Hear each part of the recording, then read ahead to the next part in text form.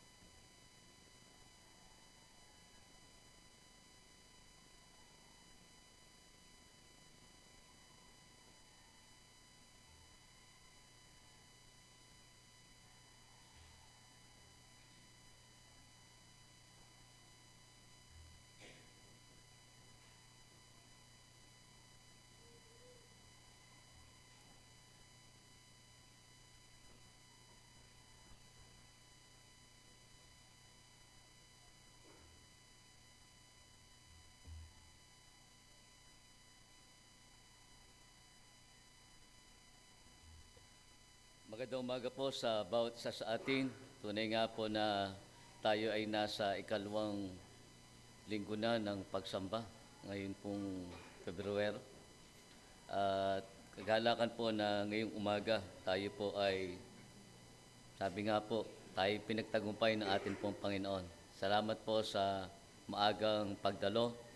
At kagaya po ng patuloy nating paalala, bakit po ba talaga ninanais natin na tayo sumamba? Ito po ba'y para tayo ay pagpalain? O talagang ito'y bumubukal sa ating mga puso't isipan dahil alam natin na ito'y napakahalaga sa ating pong mga buhay? Gaya po na ating mga nababasa, tandaan po natin yung bansang Israel nung sila po ay nasa Ehipto. Nung iniutos sa kanila na sila po ay sumamba sa pamagitan ni Moises, talagang mahaba po yung panahon bago po sila muli nakasamba at mahaba yung preparasyon. Ngunit sa panahon natin, hindi natin kailangan maglakbay mula sa disyerto upang sumamba. Ang kailangan lang po natin ay patuloy na ihanda ang ating puso at isipan sa patuloy na kagalakan na ang ating Diyos ay sambahit tuwalhatiin. Kagalakan din po sa atin na ang ating mga kapatid ay muli pinagpala ng panibagong taon sa kanilang pong mga buhay. Ito pong February 2, si Mahius Shari Rendon. January 3, si Kyle Gavin Lirio. 3, Ate Nora Marasigan. 5, Feliz Adeline Del Socorro. 7, dalawa po sila. Si Ate Jane Pangilinan, si John Ronald Dikinan, at nag-anniversary po noong February 2, si Mr. and Mrs. Mark and Meds Seran. Salamat po at welcome po sa ating worship service.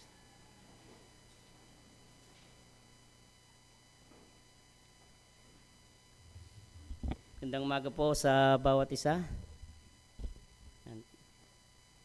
Morning. Tayo po ay sama-samang umawit sa ating Panginoon Liban. Nabuksan ng Diyos ang ating paningin, hindi natin ma-appreciate ang kanyang kabutihan. at kahanga-hangang mga gawa sa atin sa loob ng 1 linggong nagdaan. Hindi tayo makakasamba sa Kanya ng totoo. Sa pamamagitan ng pag-awit, dumulog po tayo sa Kanyang harapan na buksan niya ang ating paningin upang lalo nating makita ang Kanyang kabutihan at kaluwalhatian. Samahan niyo po ako sa pag-awit, paningin ko'y iyong buksan.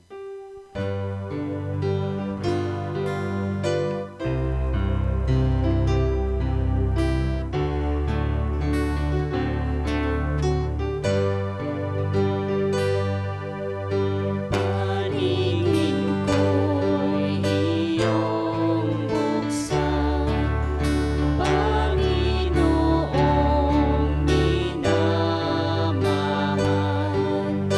upang aking maunawaan ang kalooban mong banal.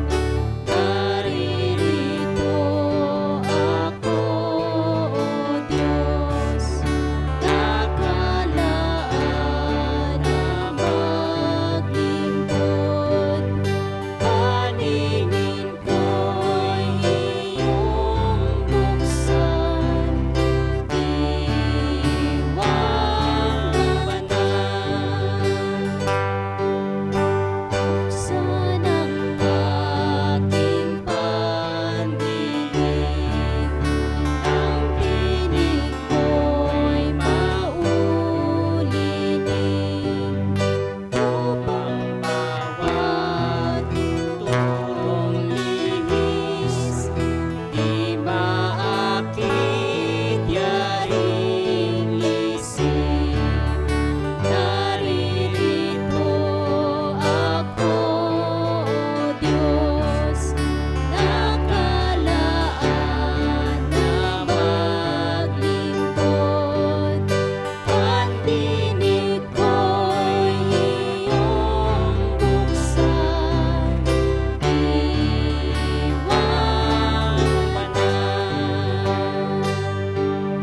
Dalangin ko, diwang banal, puso ko'y pusing tunay, upang lagi kong maisaysay dakila mong pagmamahal. Naririto ako, O Diyos, nakalaan na maglingkod. Ang puso ko'y iyong buksan, diwang banal. Ang puso ko'y iyong buksan, diwang banal.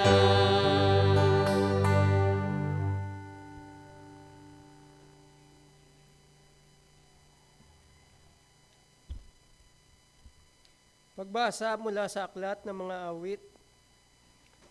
Itong iyong abang lingkod, O Yahweh, naway pagpalain, upang ako ay mabuhay at ang utos mo ang sundin. Buksan mo ang paningin ko, pagkat nananabik masdan, kabutihang idudulot sa akin ng iyong aral. Ang buhay ko sa daigdig ay pansamantala lamang, kaya huwag mong ikukubli sa akin ang kautusan. Ang puso ko'y nasasabik at ang laging hinahangad. Ang lahat ng tuntunin mo ay mabatid oras-oras. Ang mga pagmamataas, iyong pinarurusahan at iyong isinusumpa. Ang sa utos mo ay labang. Ihanda po natin ang ating mga sarili sa paglapit sa ating Panginoon. Sabay-sabay po nating basahin ang samba. Ready? And sa iyo, o kataas-taasang Diyos, buong pagpapakumbaba kaming sumasamba bilang isang komunidad na mga tinubos sa iyong biyaya. Ang aming pangunahin at pinakamahalagang pananagutan ay ang sambahin ka na aming manlilikha dahil sa iyong kamanghamanghang gawa. Marugdo po naming hangad kami na ang buhay, pagkilos at pagkatao ay iyong hawak, ay ang sambahin ka sa espiritu at katotohanan upang lalong lumalim ang aming pagkakilala at ugnayan sa iyo.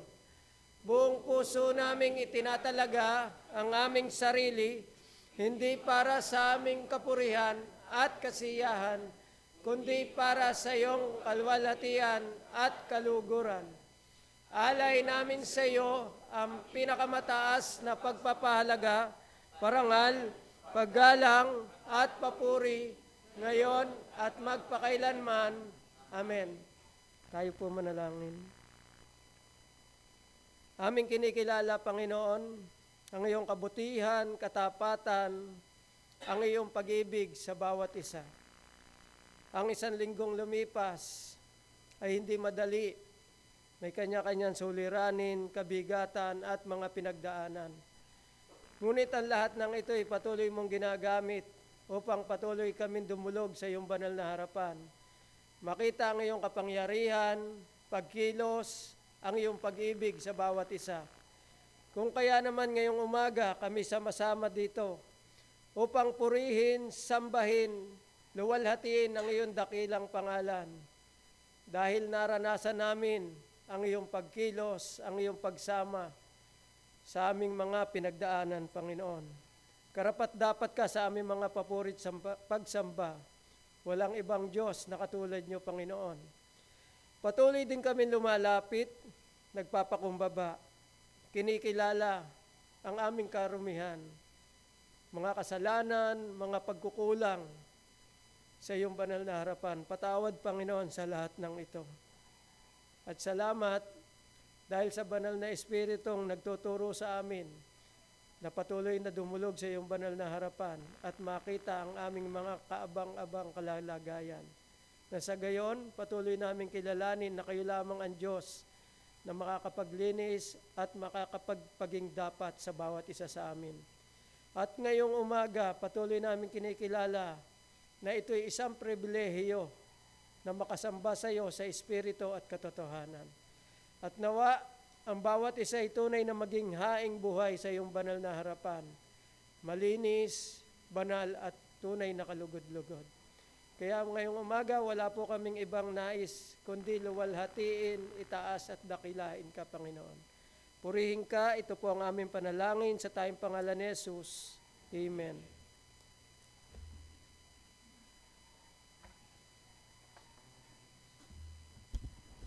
Salita po ng Diyos ang nagbibigay sa atin ng tanglaw sa madilim na landas ng ating buhay.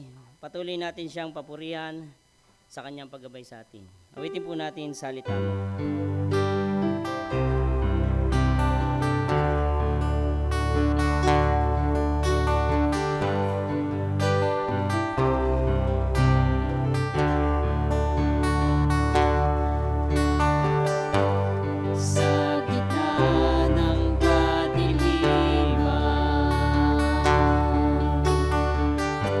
Liwanag ang iyong inibigay.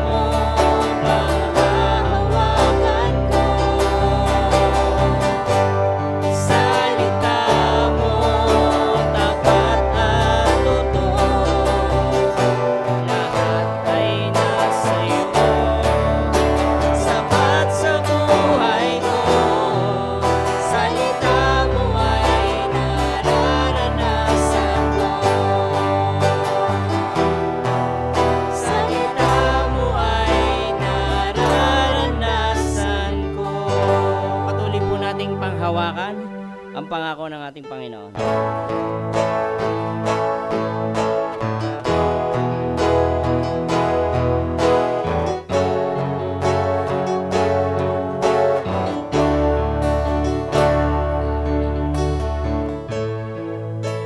Sa'yo umaasa, kaibigang tapat at sandigan. Sa'yo nagmumula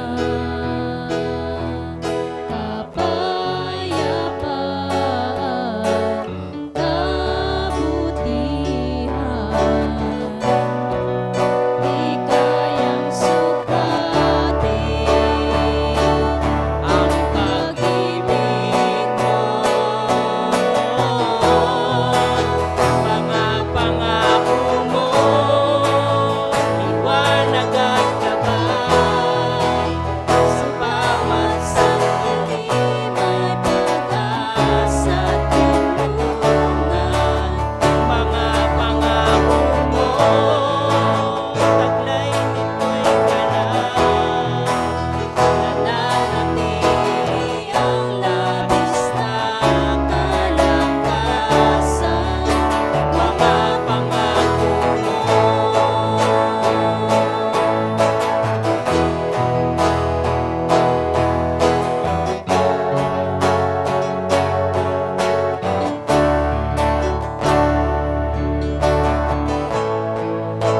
Ako'y lumalapit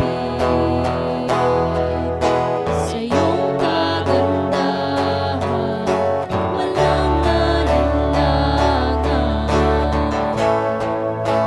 Ikaw ang pag-ibig, kapahingahan, walang hanggan. Di kayang sukatin Ang pag-ibig mo. Mga pangako mo, liwanag at gabay. Sa bawat sandali may pag-asa at tulungan. Mga pangako mo, taglay nito'y ganap. Nananatili ang labis na kalakasan. Mga pangako mo, liwanag at gabay. Sa bawat sandali may pag-asa at tulungan. Mga pangako mo, taglay nito'y ganap. Nananatili ang labis na kalakasan. Mga pangako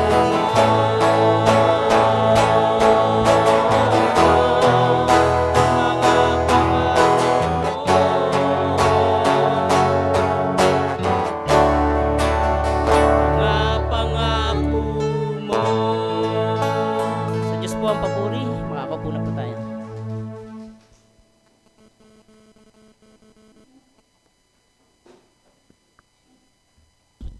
Pagbasa po mula sa salita ng Panginoon na makikita sa Nehemiah chapter 8 verse 1 to 10. Ito po ang sinasabi. Subaybayan niyo po habang aking binabasa. Binasa ni Ezra ang kautusan. Sumapit ang ikapitong buwan ng taon at ang mga Israelitay nasa kani-kanila ng bayan. Nang unang araw ng buwang iyon, nagkatipon silang lahat sa Jerusalem, sa liwasang bayang nasa makapasok ng pintuan patungo sa tubig. Hiningi nila kay Ezra ang aklat ng kautusan ni Moises na ipinatutupad ni Yahweh sa bayang Israel. Si Ezra ay isang saserdote at dalubhasa sa kautusan na isinugo ni Yahweh ng panahon ni Moises.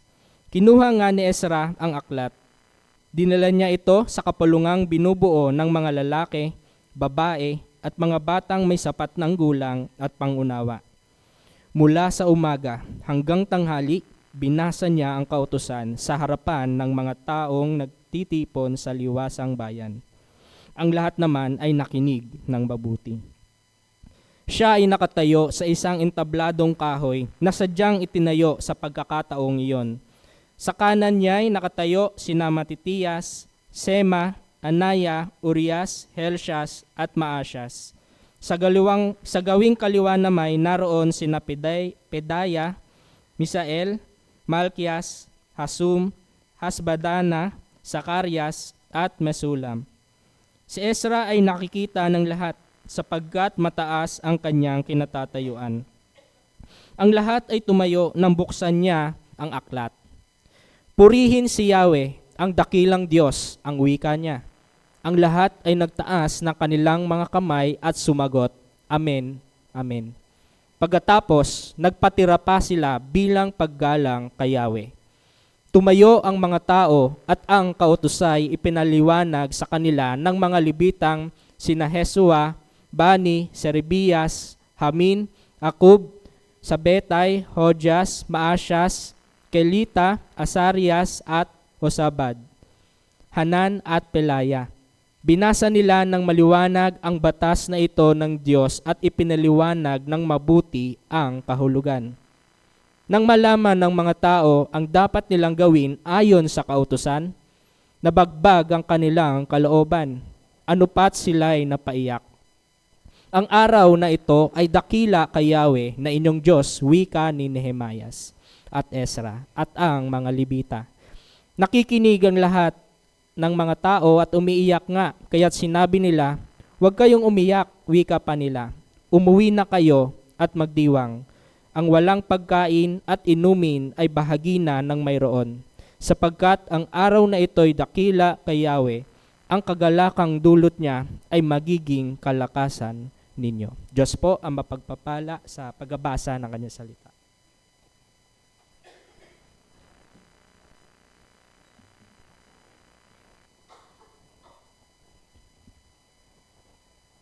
Ang pagkakaloob ay hindi pabigat, kundi isang pribilehiyo. Isang paraan ng pagpapakita ng ating tiwala na ang Diyos ang maglalaan sa ating buhay. Kapag tayo'y nagbibigay ayon sa ating kakayahan, pinapakita natin na kinikilala natin ang Diyos bilang pinagmumulan ng lahat ng ating tinatanggap. Sabi po dun sa pangalawang Korinto, Kabanatang 8, talatang 12, sapagkat kung bukal sa kalooban ang pagbibigay, tatanggapin ng Diyos ang inyong nakayanan. Hindi niya hinihintay na magbigay kayo ng hindi ninyo kaya. Ngayon naman po, sabay-sabay natin basahin. Ako isang katiwala. Ready and ang lupa ay sa Panginoon at ang lahat ng narito, at ang sanlibutan at silang nagsisitahan dito. Kinikilala ko ang Panginoon na may lalang, may-ari, taga-alalay, at tagapamahala sa buhay. Sa Kanya ako'y nabubuhay, kumikilos, at may pagkatao. At ang aking buong pagkatao at ang lahat ng aking tinataglay ay sa Kanya. Ang aking panahon, talento, hanap buhay, mga mahal sa buhay, mga material na tinatangkilik ay mula sa Diyos. Bilang katiwalang Kristiyano, kinikilala ko ang pagiging Panginoon niya sa aking buhay at ako ay magsusulit sa Kanya pagdating ng araw. Ngayon, ako ay naghahandog at nagkakaloob ng buong puso at may kagalakan para sa Kanya.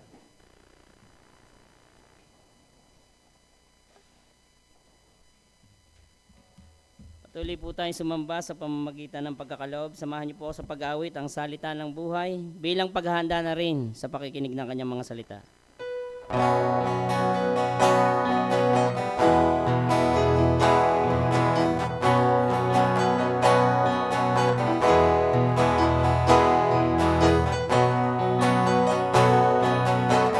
Nais kong laging marinig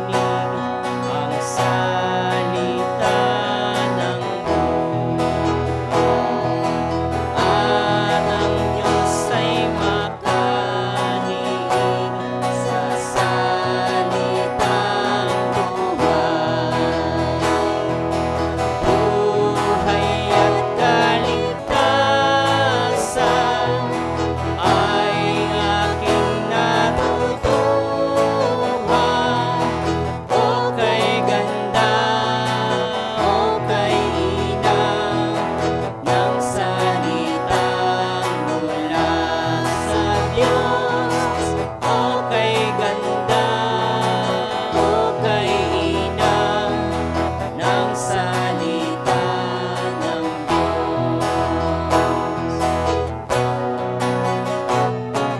Si Jesus ang nagbibigay ng salita ng buhay. O may sala dingging tunay ang salitang buhay. At ikaw ay sasabi sa tahanan sa langit.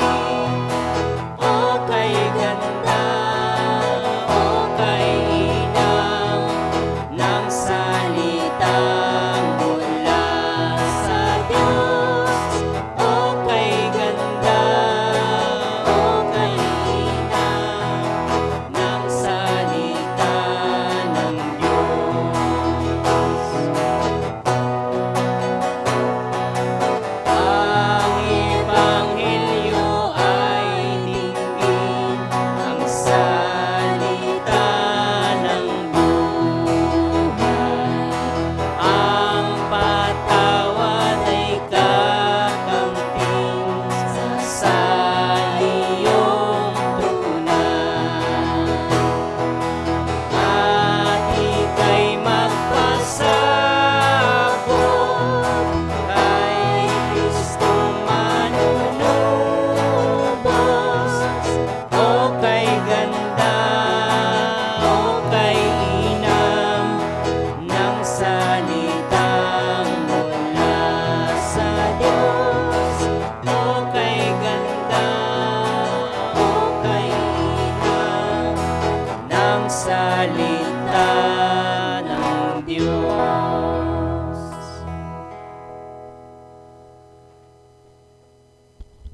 Hinihilingan ko po na magsitayo sa awit ng pasasalamat. Salamat po, Panginoon, sa iyong pangako. Ang bawat pagpapala mo,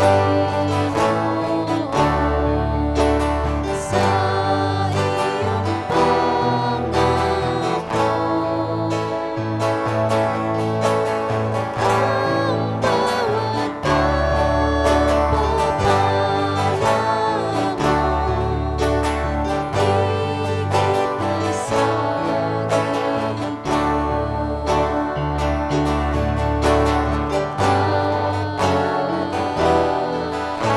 amin. Tayo po'y manalangin. Panginoon, maraming salamat po sa lahat ng biyaya na aming tinanggap mula sa iyo. Ikaw ang pinagmumulan ng aming lakas, karunungan, kabuhayan at lahat ng aming pangangailangan. Pagpalain mo po ang handog na ito.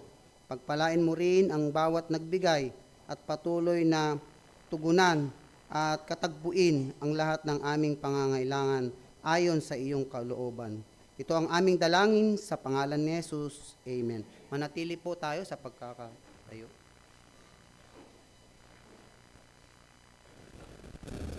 Bilang pagbasa sa salita ng Diyos, pakibukas po kayo sa akin sa aklat ng mga awit, kabanatang 11, talatang 7 hanggang 8. Aklat ng awit, kabanatang 11, talatang 7 at 8. Ito po ang sinasabi: Ang batas ni Yahweh ay walang labis, walang kulang. Ito'y nagbibigay sa tao ng panibagong kalakasan. Ang tuntunin ni Yahweh mapagkakatiwalaan, nagbibigay ng talino sa payak na isipan. Ang mga utos ni Yahweh ay makatwiran. Ito'y nagpapasaya ng puso at kalooban. Ang mga tagubilin ni Yahweh ay tama, nagbibigay sa isipan ng hustong pangunawa. Pinagpala ang pagkabasa ng kanyang salita. Tayo pong lahat ay makakaupo na.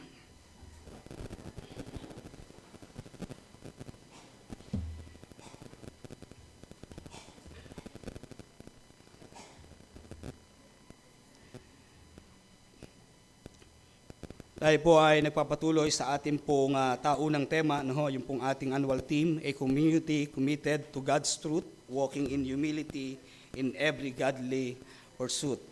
Isang komunidad na nakatalaga sa katotohanan ng salita ng Diyos, lumalakad ng may kababaang loob sa makadiyos na pagnanasa. Ang ating pong tema sa buwan ng Pebrero, dahil ito po ay sinasabing love month, buwan ng pag-ibig, ay ang ating pong tema sa buwan ng Pebrero ay a community committed to God's truth and God's love.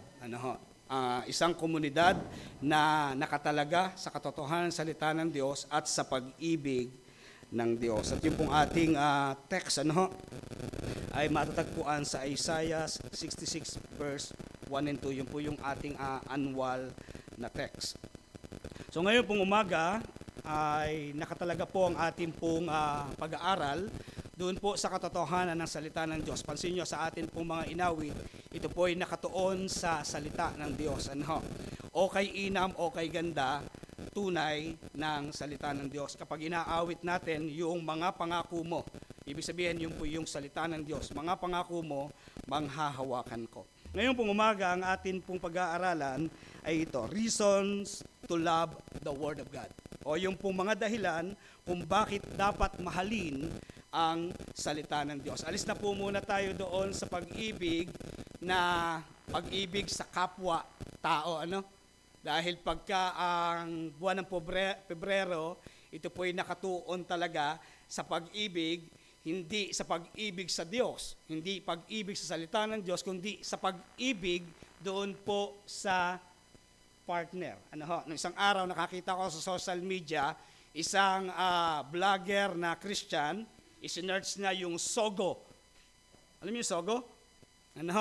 Isinerch na yung February 12, may mga bakante sa lahat ng Sogo, pero pagsapit ng February 14, punong-puno yung mga Sogo, walang bakante. So, ang mundo nagse-celebrate ng pag-ibig sa makalaman na paraan. Pero tayo bilang mga Kristiyano, ang ating pong focus, ang pinag-uusapan ay ang pag-ibig, alam po natin na ang pag-ibig ay ang Diyos. Ang pag-ibig ay ang salita ng Diyos. Kaya ang sabi sa John 3:16, gayon na lamang ang pag-ibig ng Diyos sa sanlibutan. Kaya ibinigay niya ang kanyang kaisa-isang anak upang ang sino mang sumampalataya sa kanya ay hindi mapahamak, kundi magkaroon ng buhay na walang hanggan. Ito yung tanong na po pwede nating pagnilay-nilayan. Mahal mo ba ang salita ng Diyos? Yan yung unang tanong na po pwedeng pag-isipan natin. Then yung sunod na tanong, paano pinatutunayan ng paraan ng iyong pamumuhay na mahal mo ang salita ng Diyos? So po yung pangalawang tanong. Habang tinitingnan natin ang ilan sa mga paraan kung paano natin maaaring mahalin ang Biblia o ang salita ng Diyos, may ilang iba pang mga tanong na ating isasaalang-alang. Ito pa yung isa. Ano ang ibig sabihin ng mahalin ang salita ng Diyos? Bilang mga tagasunod ni Kristo, ang Biblia, ang ating pong pangunahing pinagkukunan ng katotohanan. Kaya po yung ating tema, a community committed to God's truth. Hindi po lahat na nagsasabing church ay church talaga ng ating Panginoong Jesucristo. Sapagkat kung ang isang iglesia o isang church na nagsasabing sila'y church o iglesia, ngunit hindi nagtuturo ng buong katotohanan ng salita ng Diyos, ito hindi masasabing church. Halimbawa, yun pong isang kilalang sekta, nagsasabing church sila.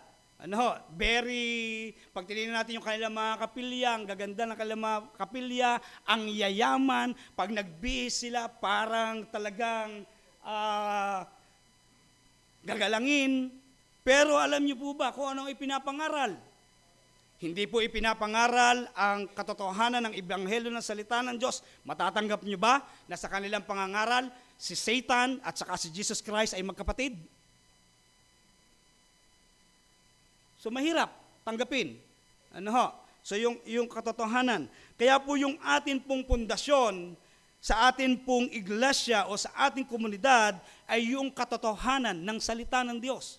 pagdidiin. Doon po na dapat tayo nakatalaga sa katotohanan ng salita ng Diyos. Ito ang pundasyon na dapat nating pagtatayuan ng ating mga buhay. Di ba sabi ni Jesus Christ, naalala niyo yung kanyang talinghaga? Sino daw yung matalino? Ayon sa Panginoong Jesucristo, yung taong nagtayo ng kanyang bahay sa ibabaw ng bato. So yun po yung katotohanan. Doon po sa ating CE virtual class every Tuesday. Yun po tumutukoy doon po sa pundasyon. Sa tamang pundasyon from creation to Christ. Mahalaga na makita natin yung pundasyon na yon na sa atin pong pag-aaral at pamumuhay, ang pundasyon ay ang salita ng Diyos. Ito pa ang tanong. Anong sinasabi ng Biblia tungkol sa pagmamahal sa salita ng Diyos? So sabi po sa 1 John 5:3, ganito po ang sinasabi. Sapagkat ito ang pag-ibig ng Diyos na ating ginagampanan ang kanyang mga utos at ang kanyang mga utos ay hindi pabigat. Maraming passages sa Scripture ang nagtuturo sa importance of knowing the Bible. Pero may specific verses about loving the Word of God at iyan ang ating pong pagtutuunan ng pansin ngayong umaga. Tayo po ay manalangin. Kinikilala namin, O Diyos, na kayo ang pinagmumulan ng karunungan at ng katalinuhan. Amin din pong kinikilala na sa umagang ito ng aming pong pagsamba, napakahalaga ang inyong pong mga salita. Kaya ang aming dalangin sa patnubay at gabay ng banal na Espiritu, tulungan niyo kami na maunawaan ang paalala at panawagan ng katotohanan ng iyong mga salita. At mula sa katotohanan ng iyong mga salita, bigyan niyo kami ng pusong handang magpakumbaba at handang tumanggap at sundin ang paalala ng iyong salita. Ito po ang aming dalangin sa pangalan ng Panginoong Hesus. Amen. Muli nating tingnan yung pong ating text ngayong umaga.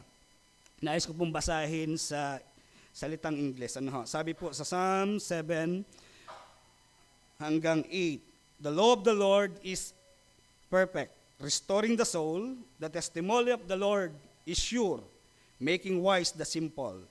The precepts of the Lord are right, rejoicing the heart. The commandment of the Lord is pure, enlightening the eyes.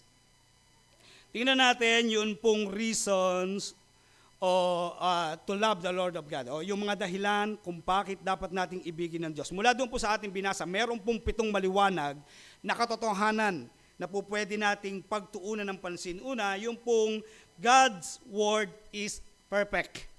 Ano ba ang ibig sabihin nitong salitang ito? Na pag sinabi nung sumulat nung awit, nung kanyang ipagdiinan na ang salita ng Diyos ay perpekto.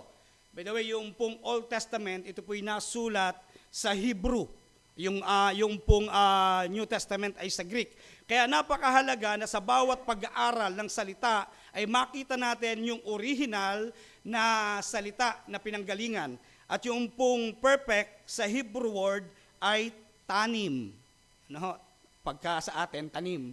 Kapag tayo ang bumasa. Pero meron pa po isang salin na Hebrew, sabi doon ay Muslim. Ano po ang ibig sabihin nun? The word perfect in the original language means, ito po yung ibig sabihin niya, complete. Pag sinabi pong perfecto, walang kulang, walang labis. Perfect. Then yun pong whole. Buo.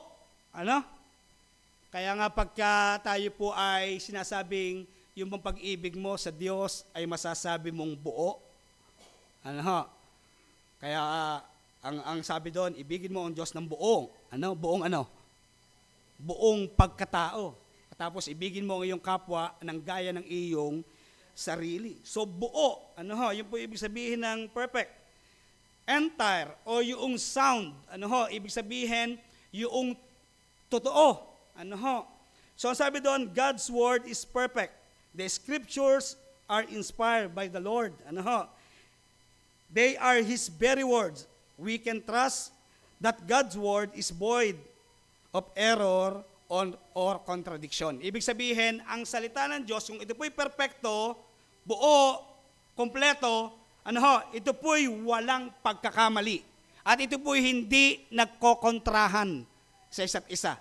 Nakarinig na po kayo ng ganito mga katuwiran? Bakit yung isang verse dito, kumokontra yata dito, lalo na isulat ni Apostol Pablo at sulat ni Santiago. Pero hindi po yun nagko-contradict. Kaya sa mahalaga, sa pag-aaral ng salita ng Diyos, napakahalaga ng hermeneutics. So sabi po doon sa awit 18:30, as for God, His way is perfect. The Lord's word is flawless. His shields all take refuge in Him. So mahalaga na makita natin na ang salita ng Diyos ay perpekto. Bakit dapat nating ibigin ang salita ng Diyos? Kasi perfect ito. Wala itong labis, wala itong kulang, ito'y buo. Ibig sabihin, ito'y mapagkakatiwalaan. Pangalawa, the word of God is sure. Ano ba yung Hebrew word nito? Ang Hebrew word po nito ay betats. Betats ang Hebrew word. The original word for sure is a verb that means, ito po yung ibig sabihin, to support, confirm, o be faithful. Ano po ang sabi ng Mateo chapter 24 verse 35? Heavens and earth will pass away, but my words will never pass away. Ibig sabihin, ang salita ng Diyos ay sure. Tagalog siya sure? Sigurado. Sigurado.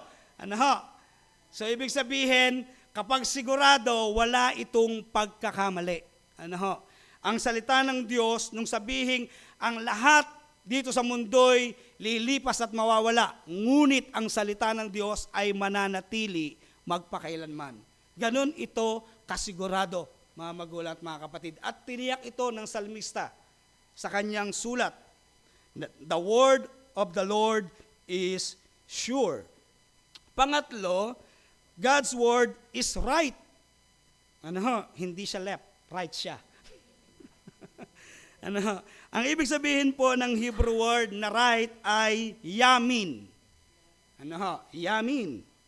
The word for right in Psalm 19 is adjective that means straight, upright, correct, and right.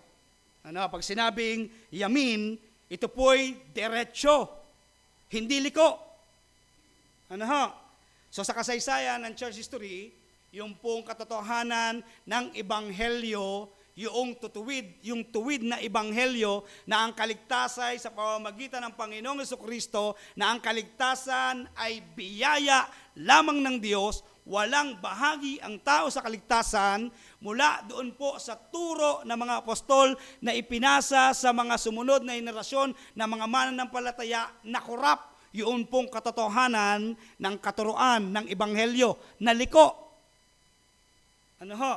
Yun pong katuruang iyon, dahil pilit na inililihis ng kaaway ang katotohanan. Pero ang Diyos ay hindi pumayag, at mula sa kasaysayan, nandoon po yung mga church fathers sa pangunguna ni Martin Luther na yung likong ebanghelyo ay muli nilang itinuwid. Kaya pag ang pinag-uusapan po ay Reformation, hindi po ito bagong salita. Hindi po ito nagtuturo tayo ng mali. Kasi yun pong iba na mga iglesia, yung church, na nagsasabing church sila ng Panginoon, hindi matanggap yung salitang Reformation. Bakit? Sapagkat nagtuturo daw tayo ng mali.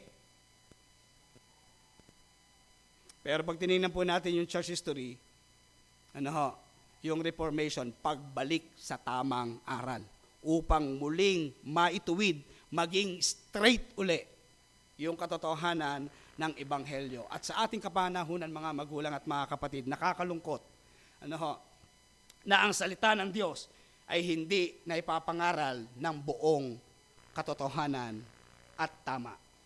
Marami, kahit sa ating pinapanood na social media, maging maingat tayo. May mga sumisikat na naman ngayong pastora na talaga namang pag nangaral ay, pero tumutukoy din siya doon sa church. Pero maging maingat tayo sa ating mga napapakinggan. Maging mapanuri tayo. Tingnan natin kung yung bang ipinapangaral ay tuwid ayon sa pamantayan ng salita ng Diyos. Sabi ng awit 33:4, "For the word of the Lord is right and true. He is faithful in all He does." Ano po? Yun po yung pangatlo. God's word is right. Yamin. Ibig sabihin straight, upright, correct. Yun po yung ibig sabihin. Pang-apat, the word of God is pure. Ano yung una? Perfect. Pangalawa, sure. Pangatlo, right. Pang-apat, pure. Ano po yung sabihin nun? Sa Greek word, tahor. Tahor. The word for pure means clear and sincere. Pag sinabing puro, malinaw na malinaw. Clear. Pag sinabing clear, kristal. Nakapanood na po kayo noong mga pelikula, kapag ang pinag-uusapan ay yung pagiging maliwanag, minsan na sinasagot ay clear, kristal. Pag sinabing kristal, clear. Di ba? So, ganun po ang salita ng Diyos. Ito po ay tahor. Ibig sabihin, ito po ay clear. Ito po ay sincere. Sa Tagalog, ang sincere ay hindi yung totoo, sincere. Mas malalim na Tagalog. Magaling mag-Tagalog dito. So, ibig sabihin, pag tinignan po natin yung 2 Timothy verse 3:16 and 17, all scripture is God-breathed and is useful for teaching, rebuking, correcting, and training in righteousness, so that the servant of God may be thoroughly equipped for every good works. So napakahalaga na tingnan natin ang kadalisayan at kalinisan ng salita ng Diyos ay nagbibigay sa atin ng gabay para sa buhay na makadiyos at mabubuting gawain. Ulitin ko, ang kadalisayan at kalinawan ng salita ng Diyos. Yun po yung mahalaga. Ang salmista, binibigyan diin niya ito, na ang salita ng Diyos ay tunay na malinaw, tunay na dalisay ayon sa kanyang karanasan. Number 5, God's word restores the soul. Yun po yung sabi dito sa ating binasa. Yun pong salitang restores sa Hebrew word ay srab. Sabi po ng Hebrews chapter 4 verse 12, "For the word of God is alive and active, sharper than any double-edged sword. It penetrates even to the dividing soul and spirit, joints and marrow. It judges the thoughts and attitudes of the heart." Hindi lang ito isang libro, ang Biblia ay salita ng Diyos. Kaya ito ay buhay na kumikilos sa ating puso at buhay. Sinasabi sa Biblia ni Jesus, ang salita ng Diyos na nagkatawang tao. Saan po yon? Sa Genesis. Sa John chapter 1 verse 1. Bakit ko nabanggit yung Genesis? Kasi doon po sa Revelation. Yun pong John chapter 1 ay exposition ni John ng Genesis chapter 1. Pag tinignan po natin yung Genesis chapter 1, saan nagsimula ang Genesis chapter 1? Nang pasimula. Ang Genesis 1:1. Ang John 1:1, ano po ang pasimula? Nang simula, naroon na ang salita. So yun po yung katotohanan. Si Jesus ang salita ng Diyos ay dumating sa mundo upang ihayag ang Ama. Sa pamamagitan ng salita, tayo ay ipinanganak na muli. So God's word restores the soul. So yun po yung katotohanan. Srab, number 6, the word of God makes us wise. Ang salitang wise sa Hebrew, chakam.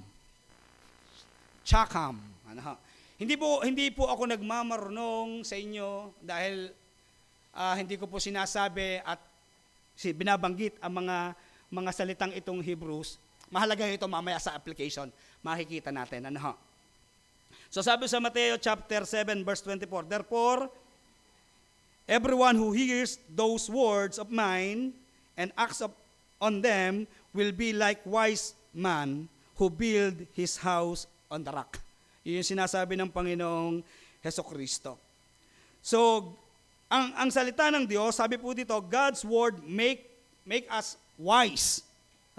He gives us wisdom that is according to what is true, unlike the wisdom that the word gives. Yung mundo, maraming matatalinong tao, pero hindi sapat yung kanilang karunungan at katalinuhan kung ang karunungan at katalinuhan nila ay ayon sa karunungan at katalinuhan ng mundo. Ang tunay na karunungan ay nagpapasimula saan? Sa pagkaalam at pagkatakot sa Diyos. Ano ang sabi ng Kawikaan chapter 1 verse 7? Ang pagkatakot kay Yahweh ay pasimula ng karunungan. So yun yung katotohanan. Number 7, mga dahilan kung bakit dapat ibigin ng Diyos, the Word of God enlightens our eyes. Yun pong salitang enlightens ay lehair, sa Hebrew. Sabi po ng awit 119 verse 105, your word is a lamp to my feet, a light on my path. Ang salita mo ay ilaw sa aking daan, liwanag na pumapatnubay sa akin. So yun po yung katotohanan. Ang salita ng Diyos ay nagbibigay sa atin ng gabay para sa ating buhay. Itinuturo nito sa atin kung paano mamumuhay ng isang buhay na kaaya-aya sa Diyos sa gitna ng isang baluktot at masamang mundo. So napakahalaga nung salita ng Diyos. So yun po yung 7. Tandaan niyo po yung 7. Number 1, the word of the Lord is perfect, sure, right, pure, restores the soul, ano pa? Make us wise and enlightens our eyes. So yun po yung 7. Madami-dami yun. Pero tingnan po natin, paano natin to ilalapat? Bakit ko po isinama yung mga Hebrew word na ito na dapat makita natin sa atin pong pag-aaral ngayong umaga? Paano mo maipapakita ang iyong pagmamahal sa salita ng Diyos? May 3 pong application tayo ngayong umaga. Spend time in God's Word every day. Napakahalaga po niyan. Tapos po sa atin dito, ang araw-araw talagang merong personal reading ng Word of God. Merong personal devotion. Napakahalaga po niyan. Isa sa mga pinakamabisang paraan upang maipakita natin sa isang tao na ating pinahahalagan siya ay sa pamamagitan ng paggugol ng oras kasama siya. Tama po ba yon? Pag mahal mo yung isang tao, gugugol ka ng oras, lalo na yung mag-girlfriend, mag-boyfriend, at lalo na pag yung babago pa lang, gustong-gusto mo laging kasama, gustong-gusto mo laging nakikita, gustong-gusto mo laging kausap. So ganun din, ganito rin sa paraan ng salita ng Diyos. Ipinapakita natin ang ating pagmamahal sa salita ng Diyos sa pamamagitan ng paggugol ng oras dito, araw-araw. Ano ang sabi ng Diyos kay Josue? Yung paalala niya kay Josue, dili-diliin mo yon araw at gabi. Bakit? Bakit niya didili-diliin ang salita ng Diyos o ang katusan araw at gabi? Ano yung dahilan? Ang dahilan ito, dili-diliin mo yon araw at gabi upang upang masunod mo ang lahat na nasulat doon. Ano ang susundin natin na katotohanan ng salita ng Diyos kung ito hindi naman natin pinag-aaralan at hindi natin binabasa?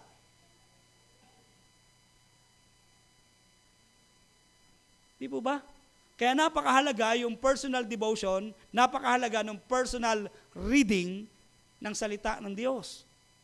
Sa pag-a-apply, sa pagpapatunay na mahal natin ang Diyos at mahal natin ang salita niya sa pamamagitan ng paglalaan ng oras. ng pagbabasa ng salita ng Diyos. O bakit ko po sinabi yon, yung mga Hebrew, mamaya sa pangalawa. Pero tingnan po muna natin yung sinabi ni John MacArthur. Sabi niya, the transformed and renewed mind is the mind saturated with and controlled by the Word of God. At yun po yung sinabi din ni Apostol Pablo sa mga mananampalataya sa Roma. Ano ang sabi niya sa Roma chapter 12, verse 1 and 2? Kaya ako'y namamanik sa inyo. Sabi niya sa mga mananampalataya doon, ialay ninyo ang inyong sarili bilang handog na buhay, banal at kalugod-lugod sa Kanya. Ito ang karapat-dapat na pagsamba niyo sa Diyos. Verse 2, magbago na kayo at mag-iba ng isip upang mabatid niyo kung ano ang mabuti at kung ano ang kalooban ng Diyos. So malalaman lamang natin ang kalooban ng Diyos sa ating buhay kung ang ating puso at isipan ay saturated ng Word of God.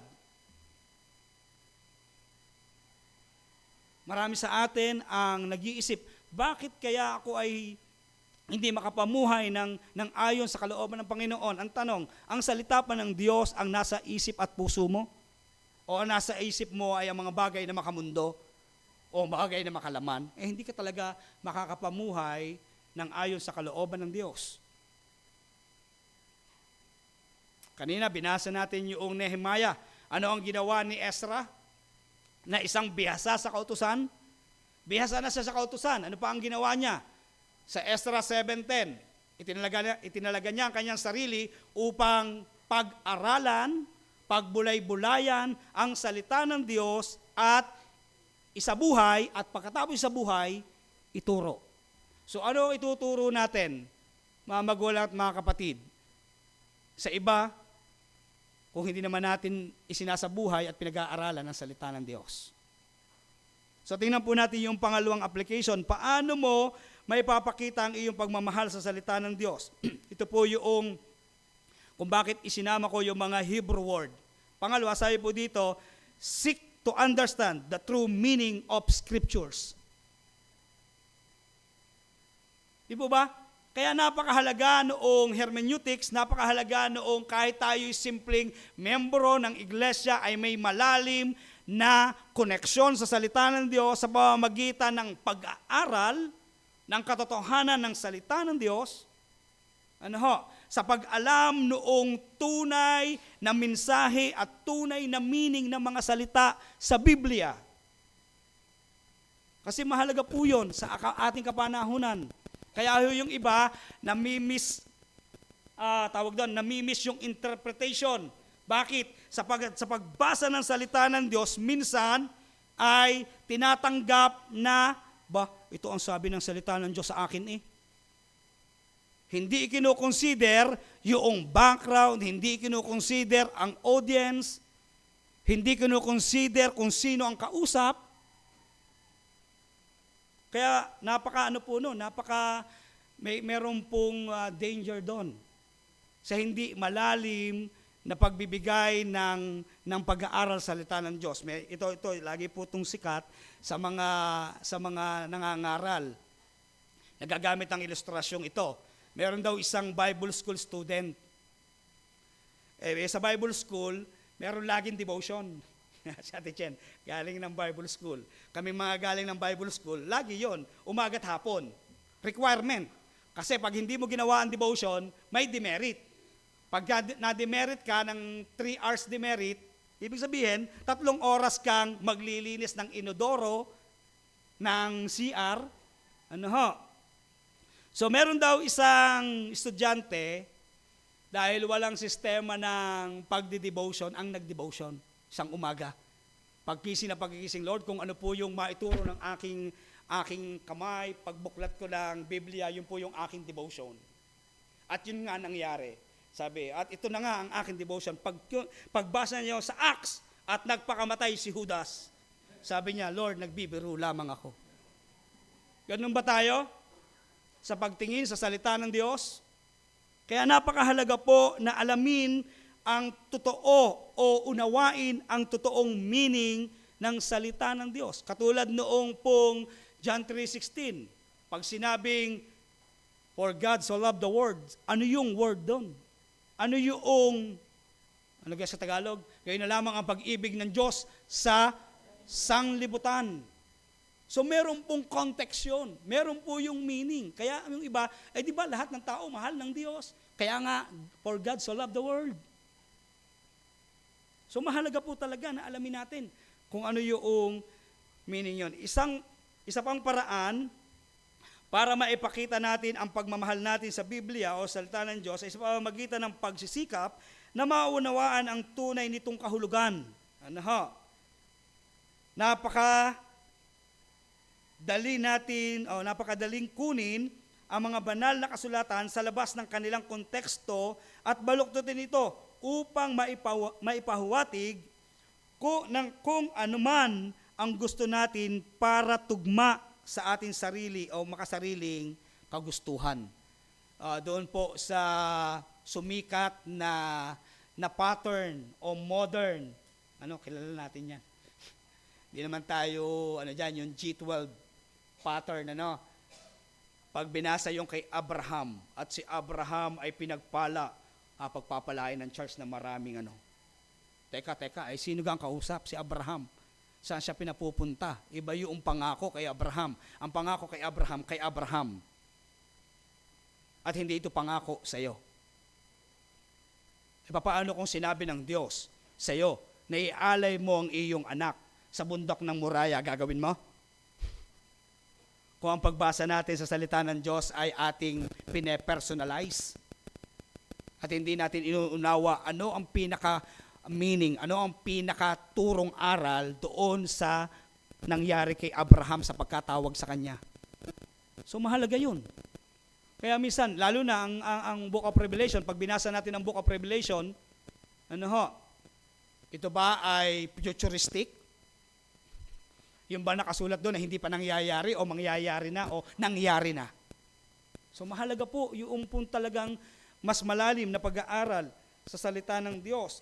Ang may akda ng anumang aklat ng Biblia ay may isang layunin, kahulugan habang sinusulat ito. Ito ang kahulugan na dapat nating hanapin. Kapag mayroon tayong tumpak na pangunawa sa kahulugan ng mga kasulatan, mas handa tayong ilapat ang mga ito na naaayon sa ating buhay. So yung pong pag-alam ng mga katotohanan, ang pagtingin po natin, ano ang itinuturo nito doon sa kasalukuyang sitwasyon at ano ang pupwedeng ituro nito sa ating kapanahunan at papaano natin ituturo yung aral na meron ang bawat kasaysayan ng Biblia. Lalo tigit sa Old Testament, di ba? Yung atin pong pag-aaral ng CE Virtual from creation to Christ, yung firm foundation, napakahalaga. Kasi yung pong Old Testament, ito po'y kasaysayan. Mga nangyari na ito. At may particular na mga taong kinausap ang Diyos. Halimbawa, nung si Moses ay tawagin ng Diyos. Pero po pwede po natin itong mangusap ang Diyos sa mga ganitong kasaysayan. Kung meron po tayong mas malalim na pagtatalaga ng sarili ng pag-aaral ng salita ng Diyos. Nagpapasalamat tayo sa Diyos sa biyaya ng Panginoon na sisikap ng atin pong komunidad na mas lalo tayong mas malalim na pag-aaral sa salita ng Diyos. Sabi nga ni John MacArthur pa rin, one of the worst assaults on God's Word comes from people who say they believe the Bible yet don't know what it teaches. So yun po yung sinasabi niya. Yun daw isa sa mga assault sa salita ng Diyos, yung mga tao na naniniwala sa Biblia pero hindi alam kung ano yung tamang itinuturo nito. So yun po yung pangalawa. Pangatlo, paano maipapakita ang iyong pagmamahal sa salita ng Diyos? Pangatlo, obey God's Word. Obey God's Word. Ano sabi ni James? Do not merely listen to the Word and so deceive yourself. Do what it says.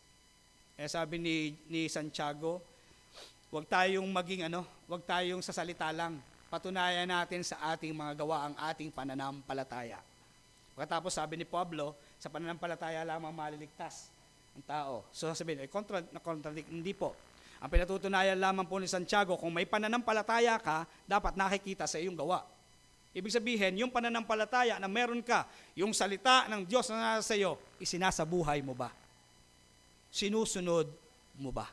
So napakahalaga po nun, obey God's word. Sabi ng Luke chapter 11 verse 28, he replied, "Blessed rather are those who hear the word of God and obey it." Sino daw yung mapalad? Mapalad ba yung taong nakinig sa salita ng Diyos? Hindi. Ang mapalad yung nakinig at matapos makinig, sinunod ang salita ng Diyos. So mahalaga po yun. And then sa pagsunod din po sa salita ng Diyos, napakahalaga ng tamang interpretasyon. Kasi hindi lahat po ng sa Biblia na ay susundin ko. Katulad nga noong nag-devotion kanina at nagpakamatay si Judas. Aba Lord, gusto mo akong magpakamatay? Pagka ganun po ang pagtingin. So sa awit 119 verse 5, sabi doon, how can a young person stay on the path of purity by living according to your word? Si Haring David ang may sabi niyan. Sabi niya, papaano iingatan ng kabataan ng kanyang buhay? Sabi niya, ang sagot, salita mo'y sa puso ko ingatan at ito'y aking susundin. So napakahalaga, malinaw na ipinapahayag ng Biblia, ang pagsunod sa salita ng Diyos ay isang mahalagang paraan upang patunayan natin ang ating pananampalataya at pagmamahal sa Diyos. So mahalaga po yun. Ngayon po, suriin natin, Lord, mahal ko ba talaga kayo? Mahal ko ba ang salita nyo? So yun po yung dapat natin pong pagnilay-nilayan at pagbulay-bulayan. Mahalaga po yun na tanong. Bukod doon po sa katotohanan na paano natin iibigin ng Diyos, na dapat pag-aralan natin yung mas malalim na meaning ng mga na-encounter nating salita, ay napakahalaga din naman yung pong paglalapat nito. Panginoon, nasusunod ko ba yung salita mo na dapat kong sundin? Kung hindi, Panginoon, patawad at bigyan mo ako ng pusong handang maging masunurin. Sabi ni John MacArthur, you can't grow from Scripture if you don't know it. And you won't know it if you don't read it. Tama naman.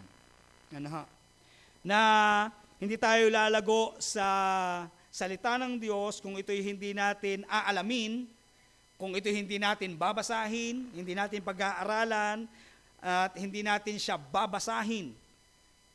Napakahalaga. Yung pong salita ng Diyos, ito po ang pagkain ng atin pong espiritu.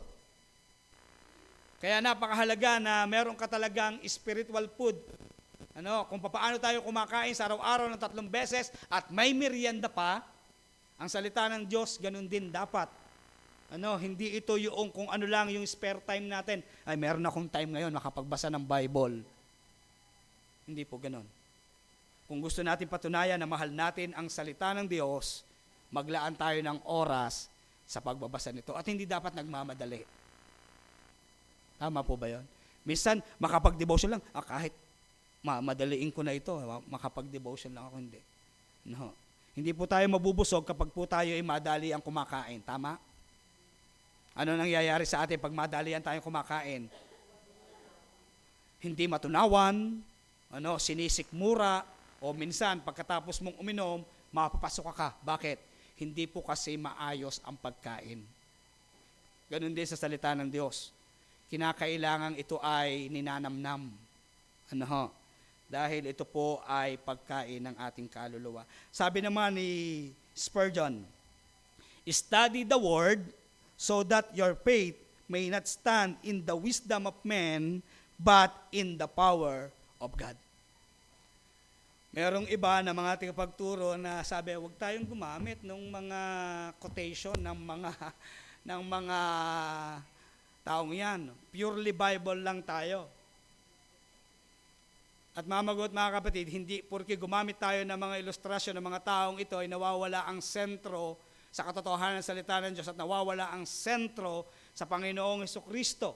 Bakit? Sapagkat yung ginagamit natin mga tao na illustration, nagtalaga sila ng buhay. Sila'y mga ama din ng pananampalataya. Nagpatunay sila ng kanilang malalim na devotion sa Panginoong Hesukristo. Ano ho? At tayo din naman, kinakailangan nating maglaan ng oras na pag-aralan ang salita ng Diyos. Maglaan ng oras na unawain ang salita ng Diyos. Nang sa ganon, sa bawat inkwentro ng social media, laganap ang social media. Lahat tayo ay may mga social media. Nagkalat at ang iba't ibang basura sa social media. Papaano tayo tatayo sa katotohanan ng salita ng Diyos? Ano yung ating mga inilalagay sa ating social media? Ano yung mga nakashare sa ating My Day at sa ating pong wall? Di po ba? Napakahalaga na tayo ay merong paninindigan at pagmamahal sa salita ng Diyos. So pag-isipan po natin mga magulang at mga kapatid, sa pagkakataong ito ay atin pong pagbulay-bulayan habang tayo po'y nakatungo at iniisip, mag-reflect tayo sa ating mga sarili. Panginoon, ako po ba ay may pagmamahal sa inyong salita?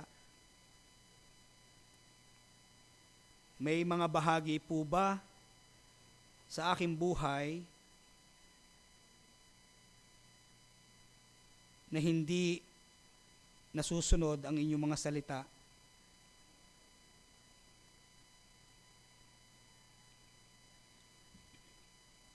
Panginoon, maraming pong salamat sa umagang ito sa katotohanan ng iyong mga salita.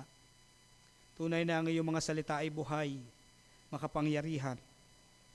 At tunay na ang inyong mga salita, Panginoon, ay pagkain ng aming pong espiritu. Kami, Panginoon, ay dumudulog sa biyaya ng iyong trono. Nagpapasiyasat kami ng aming mga puso't isipan. Humingi kami ng kapatawaran kung binaliwala namin ang inyong mga salita at hindi namin ito pinaglaanan ng oras upang basahin at pag-aralan, unawain. At sa pagkakataong ito ay maging hamon sa bawat isa sa amin na ito ay pahalagahan higit pa kaysa ginto. Sapagkat ito ay tunay na mas mahalaga. Pang walang hanggan ang inyong pong mga salita. Marami pong salamat. At ito po ang aming dalangin sa pangalan ng Panginoong Hesus. Amen.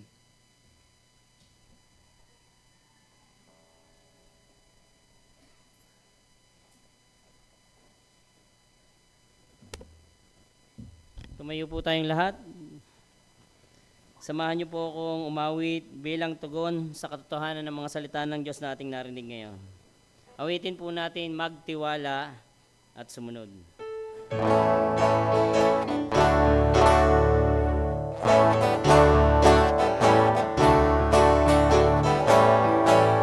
Tayo'y mabuhay ayon sa patnubay ng Diyos at ng Kanyang salita. Siya'y isa sa atin, yung ating susundin, at kung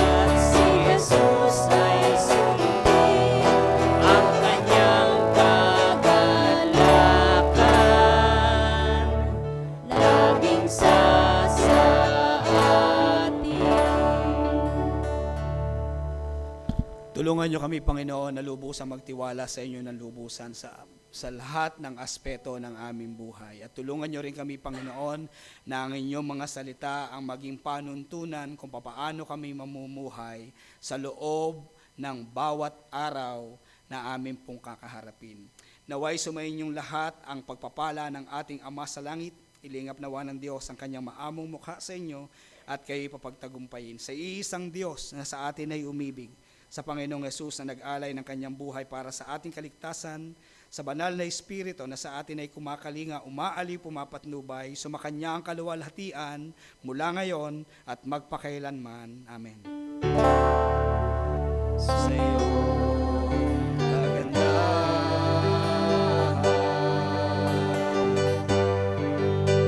sambahin ka.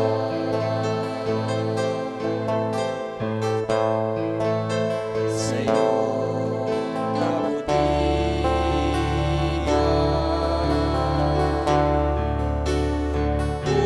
purihin ka. O Diyos, ang ngalan mo, banal at walhati. Panginoon, sinasamba ka namin, ngayon at kailanman, magpawalang hanggan. Sambahin ka sa iyong kagandahan, sambahin ka sa iyong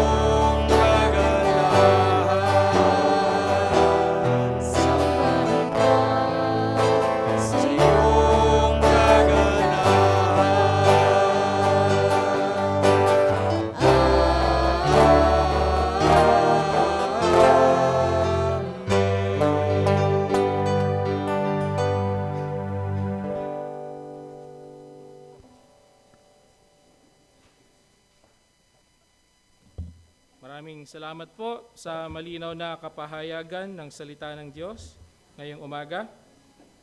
Ilan lamang pong mga announcement para sa mga gawain sa ating komunidad.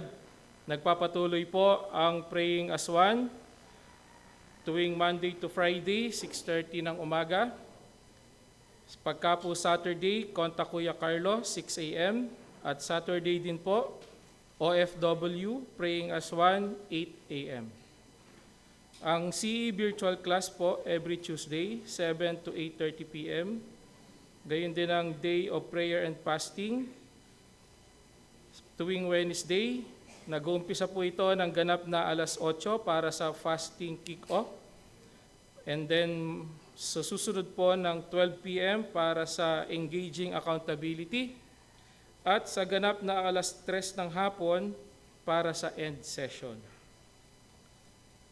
Meron din pong Praying as One every Wednesday, online, 7 to 7:15 p.m. Ang Hope Meeting every other Thursday, 7 to 8 p.m. Ang C4 Family Live, hindi na po ito every Friday, every other Friday na po ito. Pero 6:30 to 7 p.m. pa din. At kasunod po nito ang Berean as One sa ganap na 7:15 ng Friday. Nagpapatuloy din po yung ating jail ministry every other Saturday, 2:30 ng hapon. At ang SBC and Sambahayan as scheduled, gayon din po ang Better Together, Partners in Prayer. Ngayon pong linggo ay wala po tayong nakaschedule na CCI class. Subalit pagkatapos po ng Lord's Table, gaganapin po ang Peace Savings Orientation.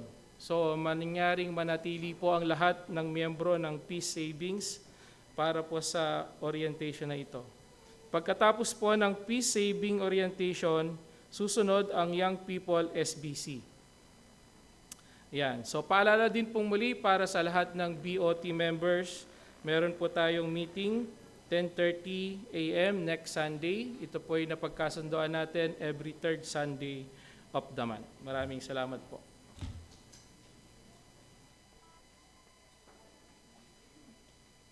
Tayo po ito tumayo muli para sa huling awit. Awitin po natin Dahil Sinabi Mo.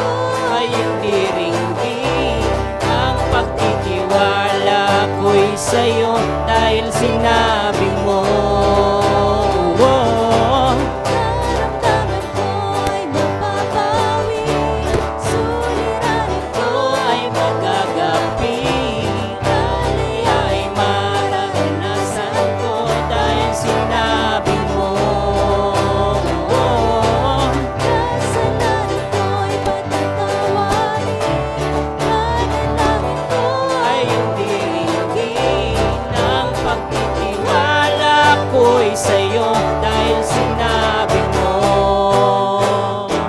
Dahil sinabi mo. Makakapuna po tayo lahat.